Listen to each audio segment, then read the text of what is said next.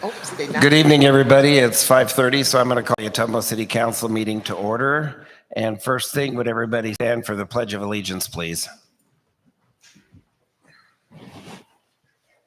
I pledge allegiance to the flag of the United States of America and to the republic for which it stands, one nation, under God, indivisible, with liberty and justice for all. Thank you. Chris will go ahead and take roll. Councilmember Hull. Councilmember Pope. Here. Councilmember Rowe. Here. Councilmember Galloway. Here. Councilmember McIntyre. Mayor Johnson. Here. So with 2 council members absent, we still have a quorum.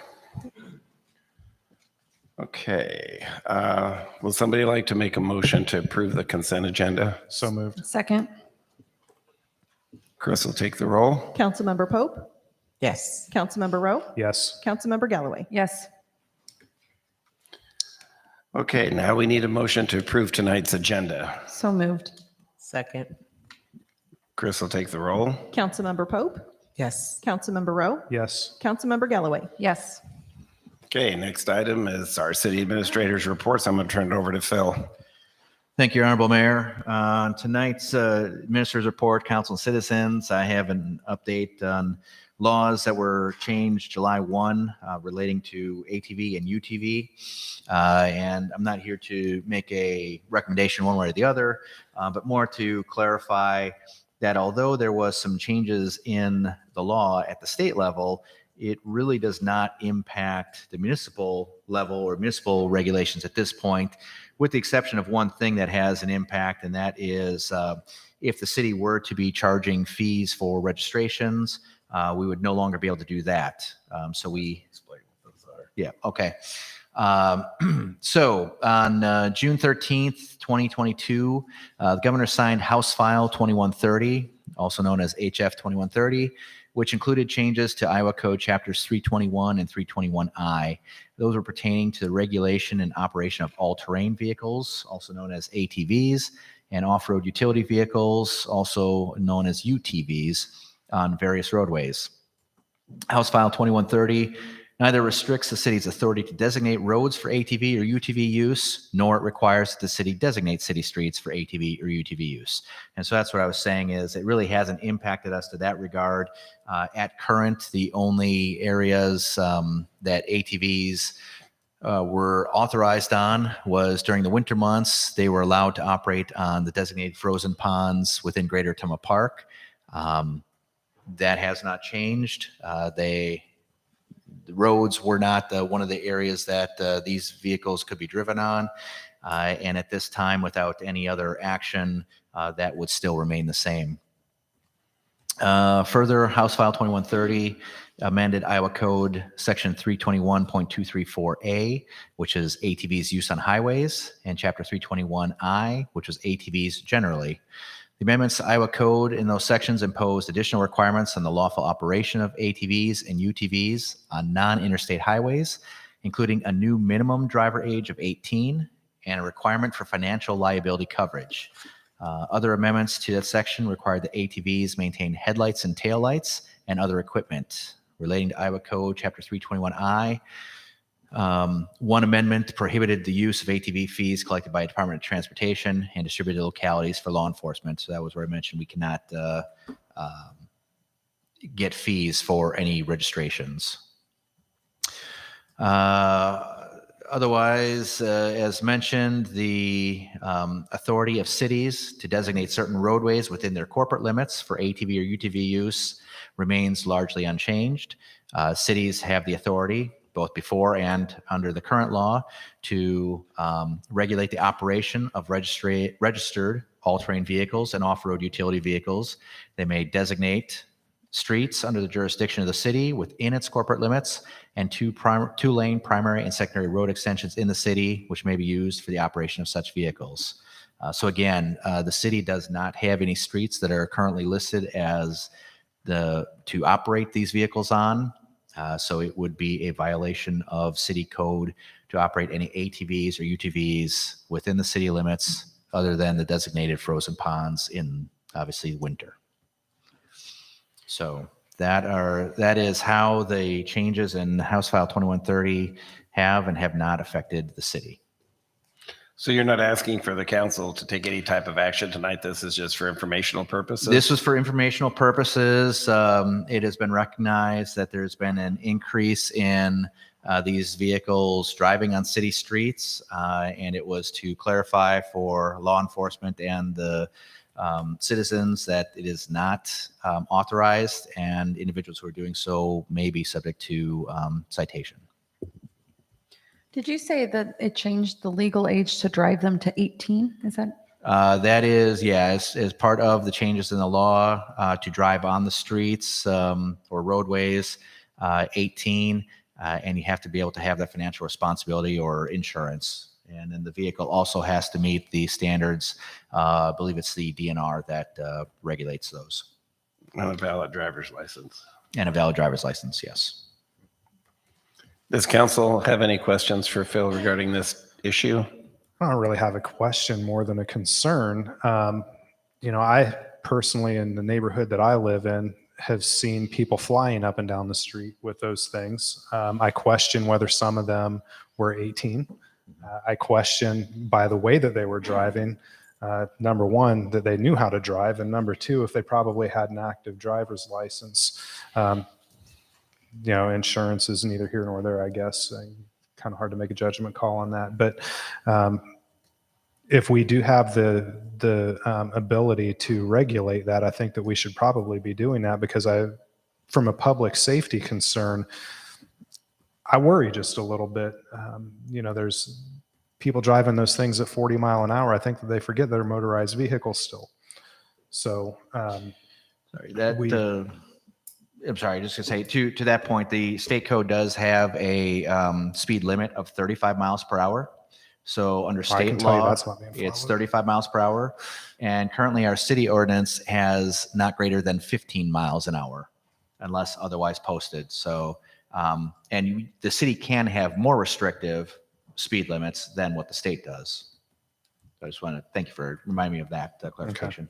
Yeah, I just personally, I think that we should probably be monitoring or making use of the ordinances that we have on the book, because I have a feeling that at some point, if it isn't a pedestrian or another vehicle that gets hurt, those things don't have the same safety features as vehicles, and somebody's going to end up hurt or dead.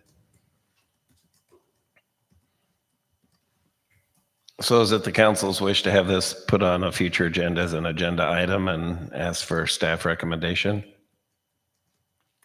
Personally, I would, but that's just me. I guess what other, so it's not allowed in Ottumwa. Okay, yeah, I'm sorry.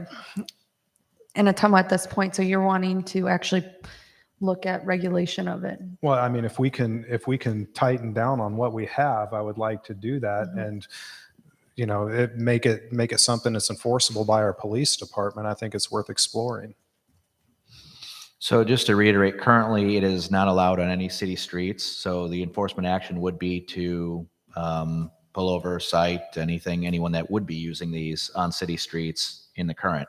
The alternative would be the city council opens up certain streets or all streets for the use of these vehicles, and then maybe puts some other restrictions on it, like how many miles per hour or requirements of the vehicles, those kinds of things. Okay. Then I guess my opinion would be we need to enforce it, what we have.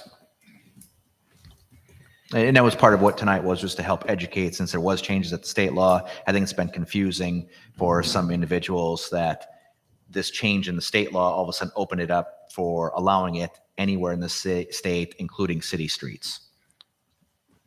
So how can we communicate that with the citizens of Ottumwa so they understand that they're breaking the law by driving those on city streets? This was one way to do that, to have it stated here on the GoTV. We're working on a press release to put out as well.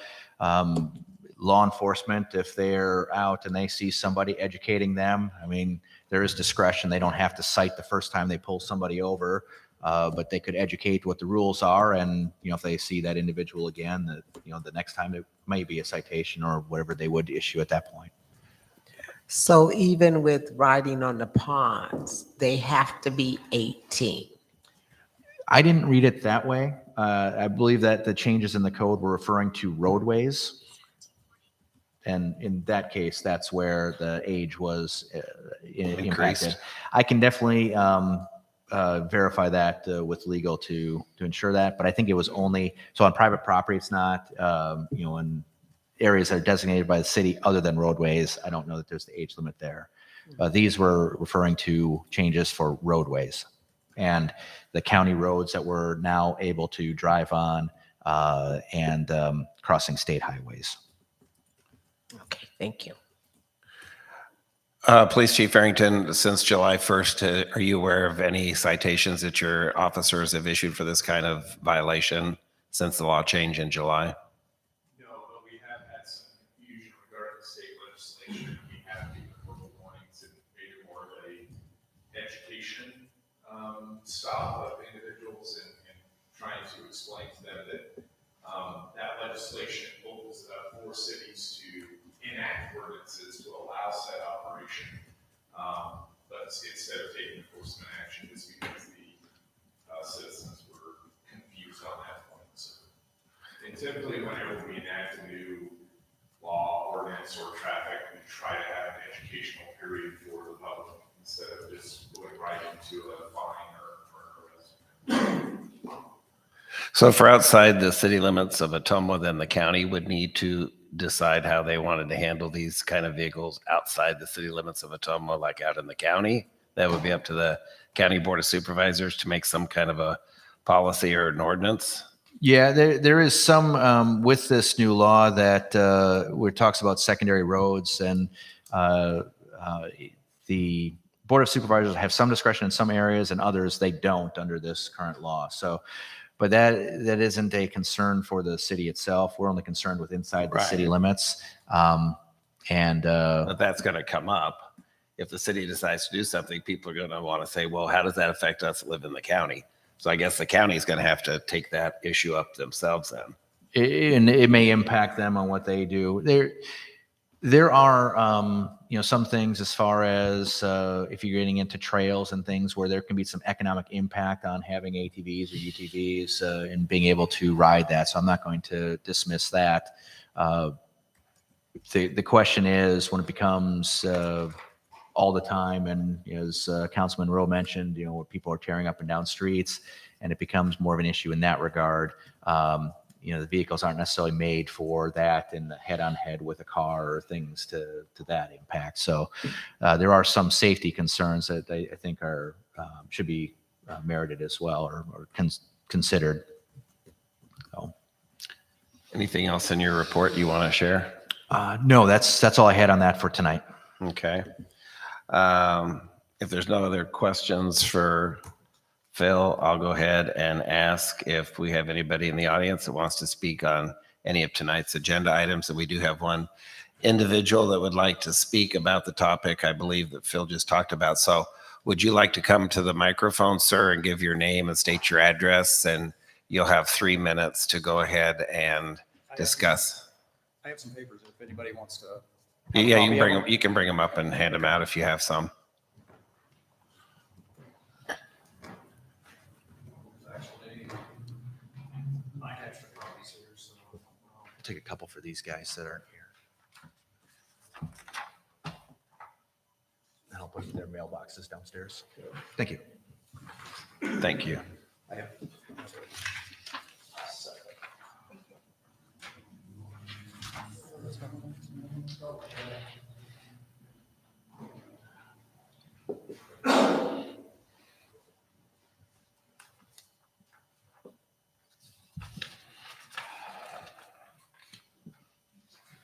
This is the Ottumwa ordinance, 1 page The current one. for go-karts, motorcycles.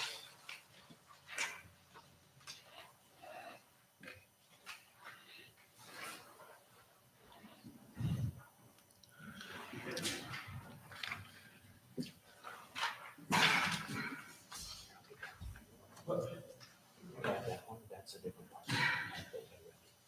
Oh, that's a different one? Yeah, that's a different section there. Okay. And then this one is 7 pages from Oskaloosa's ordinance.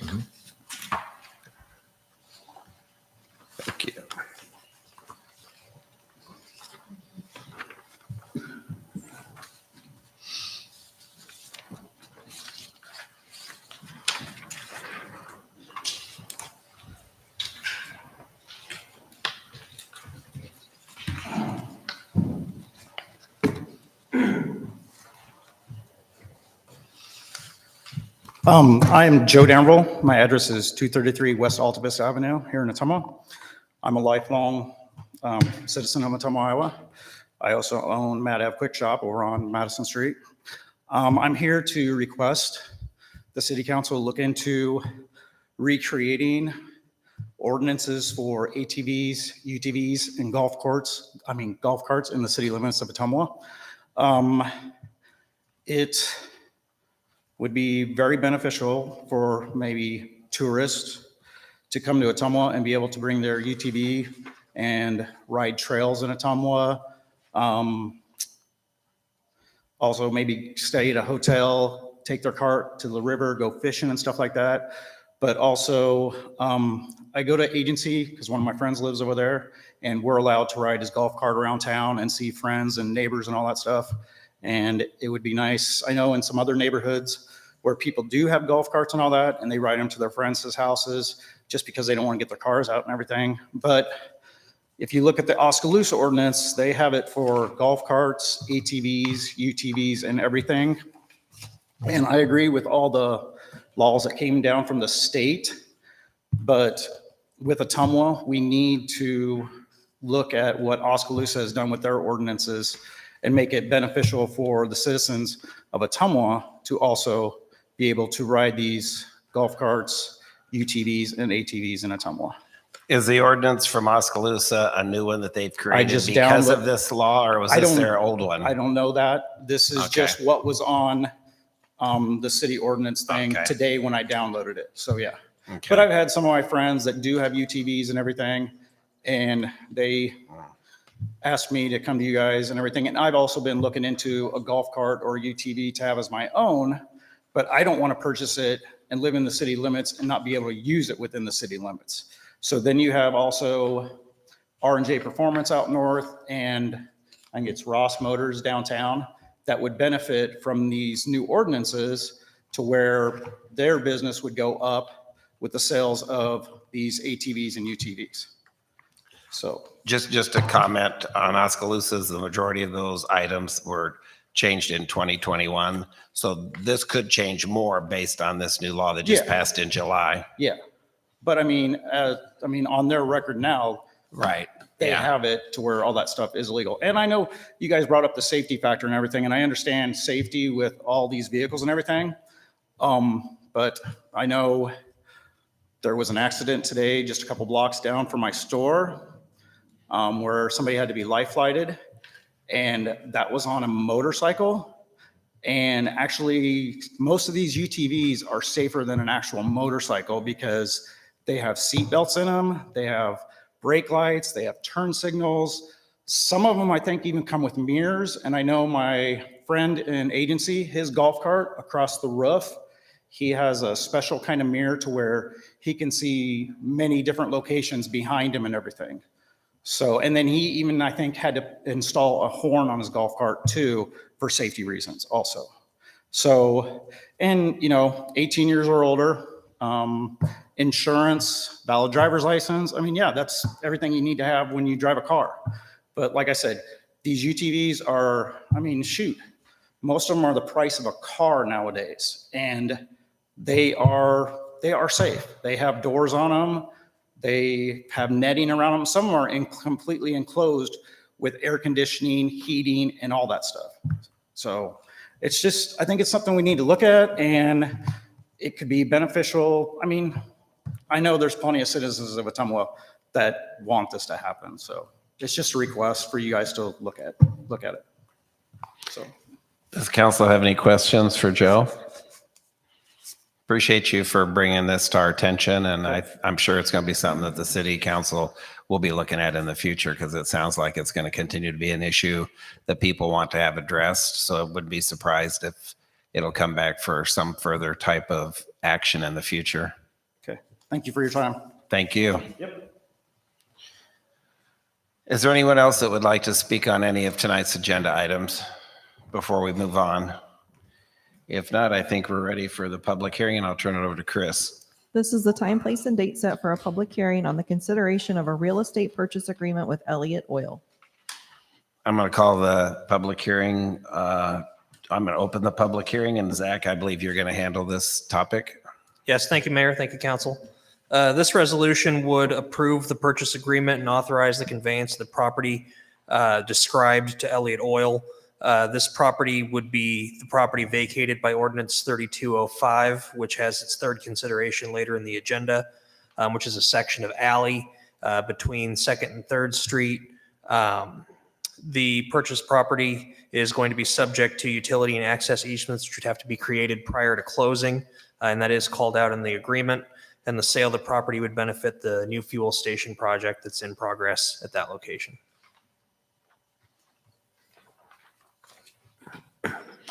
And I think I'd asked this before. This is just vacating part of the alley so they can build their retaining wall that they need to build Correct. for their new station. Does the council have any questions for Zach?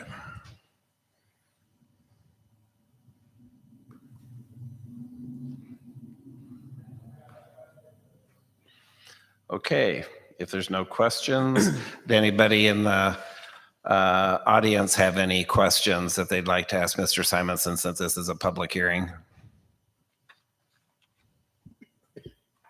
Okay, I would go ahead and entertain a motion then to close the public hearing. So moved. Second. Chris will take the roll. Councilmember Pope, Yes. Councilmember Rowe, Yes. Councilmember Galloway. Yes. Resolution number 213, 2022, approving the real estate purchase agreement between the City of Ottumwa and Elliott Oil and authorizing the conveyance of certain property identified in ordinance number 3205, 2022. Recommendation pass and adopt resolution number 213, 2022. Move the recommendations presented. Second.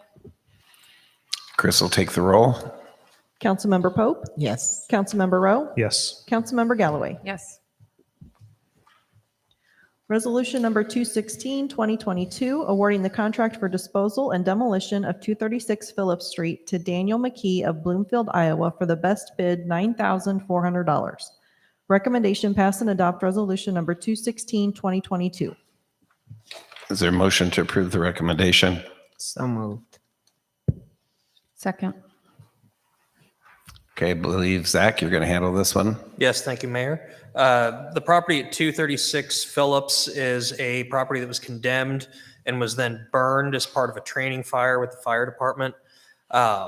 We've already, before that, we had abated the asbestos, but what remains is the foundation, the burn debris. So there's still work to be done to excavate the foundation, to fill and level the lot. And that project had bids accepted until 2 p.m. on August 4th. Only one demolition bid was received. Dig and Doe submitted the best bid in the amount of $9,400, and staff recommends awarding them the bid, or I'm sorry, awarding them the contract. Does council have any questions for Zach? If not, Chris will call for the roll call. Councilmember Pope, Yes. Councilmember Rowe, Yes. Councilmember Galloway. Yes. Resolution number 217, 2022, approving change order number 2 for the Ottumwa Park Campground Shower House and Office Project. Recommendation pass and adopt resolution number 217, 2022. Move the recommendations presented. Second. Okay, Gene. Thank you, Your Honor. Change order number 2 will involve an underground bore of 300 feet of 2-inch water line to provide water service for the new campground shower house. The original contract amount with RG Construction was $573,672. Change order number 1 was for $595, which increased the contract amount to $574,467. Change order number 2 will be for $15,250, increasing the contract amount to $589,717. Does council have any questions for Gene? Not necessarily related to these change orders. Are we still on pace to finish that in a timeline that we had originally thought it was going to be finished in? Yes, we gave the contractor until the end of November to finish, and they're ready to pour the concrete slab probably later this week, so we're on schedule. Okay, thank you. The only question I guess that I had when I read the staff summary was, wasn't this something that should have been already taken into account when they did their initial bid to bore the water line? I mean, it sounds to me like that was something you would normally be expected to do if you're building a new shower house. Yeah, I asked that question at the meeting last Thursday. And the response was when they started this project, all the utilities were unknown. They had no idea how they were going to get water to the shower house. There's a small 1-inch water line in that area, but the engineers determined that's not big enough to provide adequate water service to the new shower house. So that's why they have to come in from the water main that's 300 feet to the south. And it's a 2-inch pipe, right? Yes, the new one will be, yes. Any other questions for Gene? If not, Chris will take the roll. Councilmember Pope, Yes. Councilmember Rowe, Yes. Councilmember Galloway. Yes. Resolution number 218, 2022, approving the agenda management and site license of Laserfish project through OPG3 for the city clerk's office. Recommendation: pass and adopt resolution number 218, 2022. Do we have a motion to approve the recommendation? So moved. Second. And I believe Chris is going to go ahead and present on this tonight. This was the item I presented to all of you during our special meeting on July 14th, 2022. We transitioned to OPG3 as our Laserfish license provider back in 2020 based on wanting to have future indexing opportunities and chances to improve our Laserfish data system. So this is a project that we actually took to them, asking them what they can do for us. The project will implement an almost all paperless process for council item inclusion from start to finish. So department heads or designees will input and scan in items into our Laserfish portal, which currently is just housed down in the city clerk's office. The HR department and the finance department are currently the only ones on there. With this, they would initiate 150 user licenses. So someone could actually go onto our website and would get a license so they can pull up these items in our Laserfish system. There will be security in place through IT, so there won't be any breach. They can't see things that they're not supposed to see. They'll only give them access to the items that they are allowed to view. So with this, the items are scanned into the system, and then there's a template, so the staff summary templates that we all fill out with our items. These will be generated from there with the designee. We'll be putting that information into the template. Items are then routed internally for the approval process. So it'll go to the city administrator, the finance director, and then to the city clerk to put on a council agenda. This will make it a lot more streamlined for the process.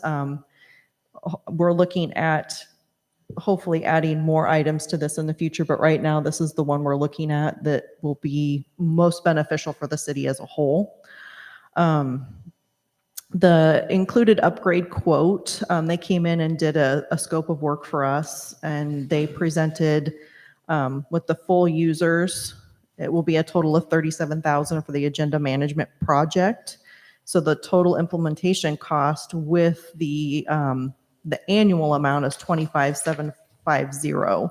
So the total project is $62,750, which we did bond for this. It was included in a CIP project. And I don't know if there's any questions. I did include all the paperwork from start to finish in your packets, so you can kind of see the questions they asked. They came and did they looked at our entire process from start to finish, and then this was the product that they recommended to us. Chris, how much time, so if we look at, let's say, everything you're doing now, which is a ton, so will this, I guess I'm asking for clarification for the public. This is going to save not only you time, but other people time. So in essence, you're able to do more. So, and other people are able to be more productive in other areas too, and not focusing on the kind of the old mundane process of getting things on the agenda. Correct. This will allow our office to do more of the document retention that we need to do. We have years upon years of old documents in our safe that need to be put into our online system. That is currently something that we're working on, and it's taking a long time. So saving up some time with this process will allow us to get caught up and up to date with everything that we need to have at our fingertips for the public. How much training would staff need to be able to operate this system? It shouldn't be a whole lot. The staff at OPG3, I have asked them to come on site, and they included that in the quote that they gave me. However, a lot of the stuff can be done remotely, so they can train us remotely as well once they have everything ready to go. A lot of it too will be train the trainer. So Sherry and I, my office will kind of take the lead on it, and we'll be able to implement with the department heads and get everybody on board with it. So Great. Thank you. Any other questions for Chris? If not, Chris will take the roll. Councilmember Pope, Yes. Councilmember Rowe, Yes. Councilmember Galloway. Yes. Thank you. Resolution number 219, 2022, approving matching funds and a letter of support for an application for the Main Street Iowa Challenge Grant Program for 301 to 305 East Main Street. Recommendation: pass and adopt resolution number 219, 2022.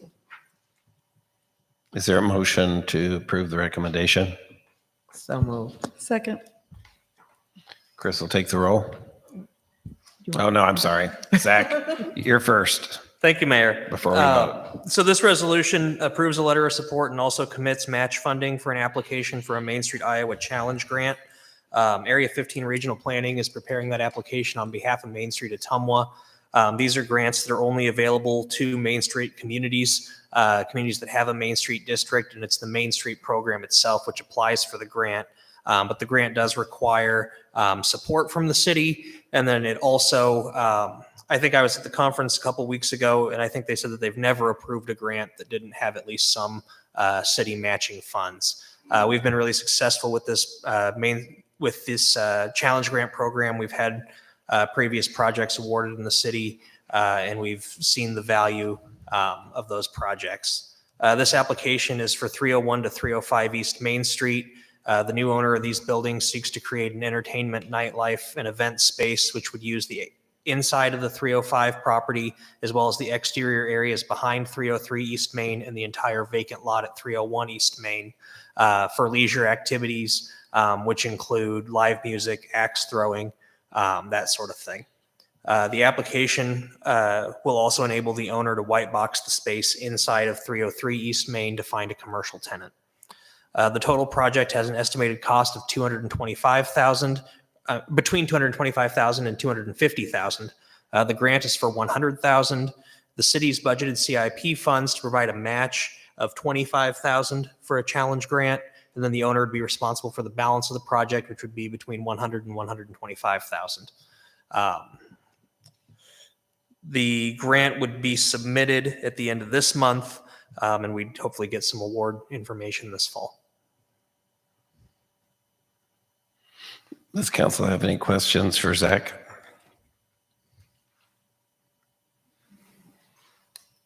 And Main Street has done some of these in the past, correct? Correct. The one that comes to mind is actually right next door, 307 East Main. The challenge grant provided for demolishing the back of that building, white boxing some of the commercial space, and doing some of the other improvements that have been done since Rod Grimm's acquired that building. Just for the benefit of the public, could you talk a little bit about what you mean when you say white boxing? Yeah. So a lot of the commercial spaces that we have downtown are a mess. They're in really poor condition. And white boxing is just taking that and basically creating a white box, a blank space for a new tenant. The floor is safe. It has an electrical service adequate for the tenant. It already has heating and air, but the tenant can come in and put in the improvements that they need for whatever their business is: a counter for a cash register and some racks if they're a retailer, a bar if they're a restaurant, whatever it is that the tenant needs. It doesn't include that stuff, but it makes the space a box that's ready for a tenant. Thank you. If council has no other questions for Zach, then Chris will take the roll. Councilmember Pope, Yes. Councilmember Rowe, Yes. Councilmember Galloway. Yes. Ordinance number 3200, 2022, adopting the new state electrical code by amending Chapter 13 of the City of Ottumwa Municipal Code. Recommendation: pass third consideration and adopt ordinance number 3200, 2022. Move the recommendation as presented. Second. Okay, Zach. All right, thank you, Mayor. This is the third consideration So I can be pretty brief. This ordinance is something that the Iowa State Fire Marshal's Office and the Electrical Examining Board requested that the city do. It'll treat our electrical code sort of the same as we do the plumbing code, where we'll adopt the state code by reference. And whenever the state code changes, it'll automatically be what we enforce in Ottumwa. I think that's all I've got. Any questions for Zach? If not, Chris will take the roll. Councilmember Pope, Yes. Councilmember Rowe, Yes. Councilmember Galloway. Yes. Ordinance number 3204, 2022, an ordinance amending the City of Ottumwa's Fire Protection and Prevention Code by amending Chapter 14 of the City of Ottumwa Municipal Code to adopt the 2021 edition of the International Fire Code. Recommendation passed the second consideration of ordinance number 3204, 2022. Do we have a motion to approve the recommendation? So moved. Second. Okay, and I believe Fire Chief Tony Miller is going to handle this one. Thank you, Mayor. Thank you, Council.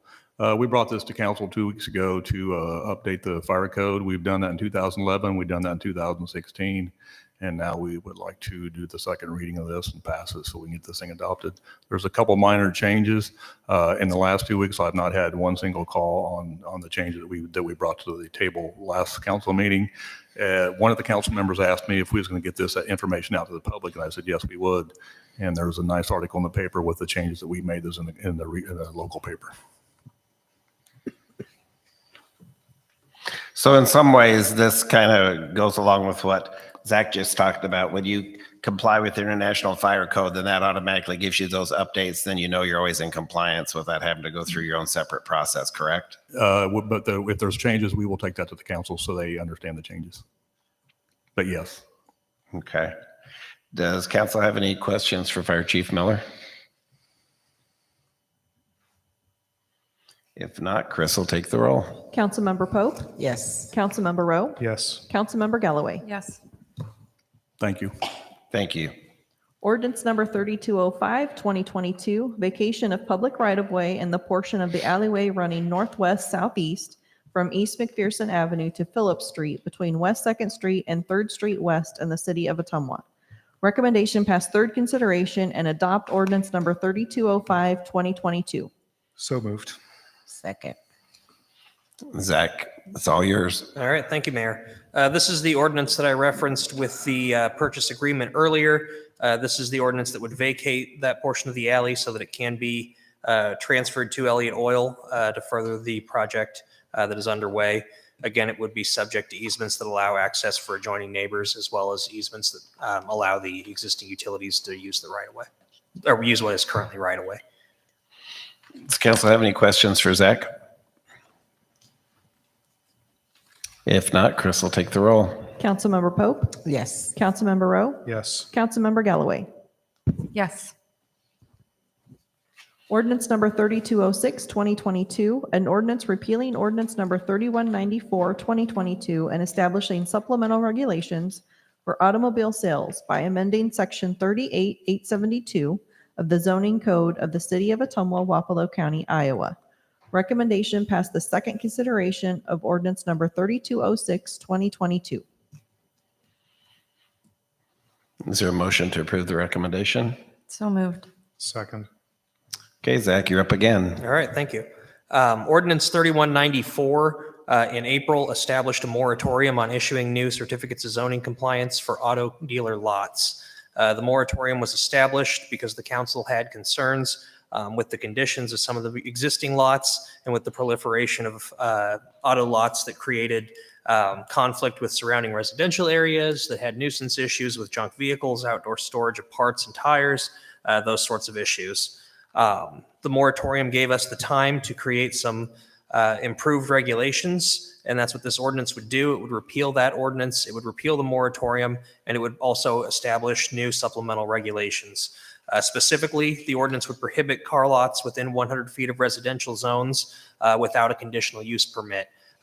So this would be regardless of zoning district. If there's, for example, residential right across the street, you're only 50 feet from a residential zone, that lot would not be able to be used for a car lot unless they went to the zoning board of adjustment and obtained a conditional use permit. The standard for a conditional use permit is basically whether the development would be materially detrimental to the development of neighboring properties or the district as a whole.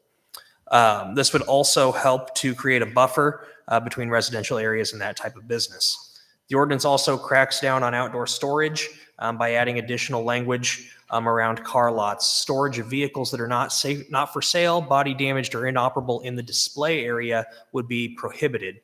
These vehicles would have to be screened from public view, which is already the case, but we do want to add language that applies to not for sale vehicles, that sort of thing. Also, storage of auto parts, damaged vehicles, service vehicles. I already said that. And then because this is a zoning ordinance, existing businesses near residential areas would have sort of a grandfathering, a protection that allows them to continue to operate as existing non-conforming uses. However, these existing lots were to cease operation for a year, they would lose that protection and need to seek a conditional use permit or find other permitted uses for the property. There isn't really a way that would allow us to do anything that would not allow them to operate as they are now. That'd be a taking. But we do feel like this addresses the concerns that the council had when we put in the moratorium, and it would allow us to repeal that moratorium and to proceed with the orderly development. Do we have many car lots that would end up being grandfathered in according to this revised ordinance? We have a few, yeah. There's, I wish I had the list in front of me right now. I think that we've probably got at least 5 that it would affect right away.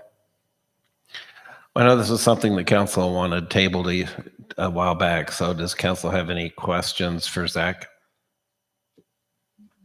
It's a good start. Yes. I thought it was too. If there's no other questions for Zach, then Chris will take the roll. Councilmember Pope, Yes. Councilmember Rowe, Yes. Councilmember Galloway. Yes. Ordinance number 3208, 2022, proposed ordinance amending Chapter 2, Article 6, Division 5, Public Safety Advisory Committee of the Code of Ordinances of the City of Ottumwa. Recommendation passed the second consideration of ordinance number 3208, 2022. Is there a motion to approve the recommendation? So moved. Second. And I believe City Administrator Phil Rath is going to handle this issue. Thank you.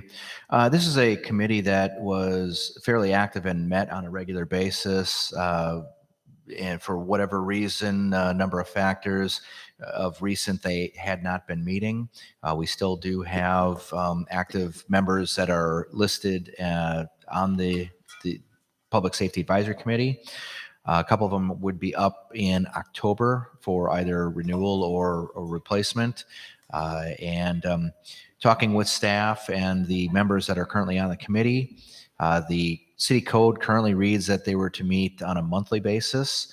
That has not been occurring, and the thought that that frequency may not be needed. So the request is to move it to a quarterly basis or as needed. So if there is on occasion a time when a monthly or every 2 months would be needed, they could still meet. But at least on a quarterly basis, they would then meet, and gives the opportunity for police, fire, engineering to provide any updates to that committee, for them to be able to communicate to the public, and to serve as an area for citizens to be able to bring information to a body that can be heard and action taken. The first reading was passed and has now moved to the second reading. Does council have any questions for Phil? Not necessarily pertinent to that, but I seem to have missed it. Is there council representation on that committee? Is there a liaison? Not the way that it is listed. It's a committee of 6 individuals from the public. And currently, actually, on our website, there's 5 individuals listed, but the code does identify 6, and 2 people are up every year for 3-year terms. Okay. But there would be some department heads, city staff that would be on the committee, and then a council member could choose to also serve on this committee, just like they do some of the other committees if we had somebody who's especially interested in this. Okay. In this committee, different than some of our other ones, is advisory in nature. So I think maybe that's why there wouldn't be necessarily a council person sitting on this one. This would just be advisory. They don't have any, we'll say, real authority, but they can make recommendations that would come to the full council should it be necessary. So that's not something that's special. And the only reason I'm asking is because I don't recall in my tenure on council that there's ever been anybody on here. So historically speaking, there has not been a council presence on the. Not to my knowledge. Okay, thank you. Any other questions for Phil? If not, Chris will take the roll. Councilmember Pope, Yes. Councilmember Rowe, Yes. Councilmember Galloway. Yes. Okay, this is the point in our city council meeting where I'd like to ask if there's anybody in the audience that would like to speak about any items that are not on tonight's agenda. If not, I don't believe we have any other petitions.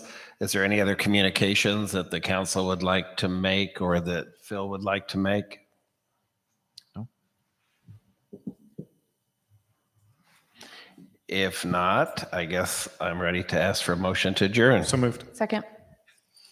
Chris will take the roll. Councilmember Pope. Councilmember Rowe, Yes. Councilmember Galloway. Yes. We are adjourned, and thanks everybody for attending our short city council meeting tonight. Have a good week.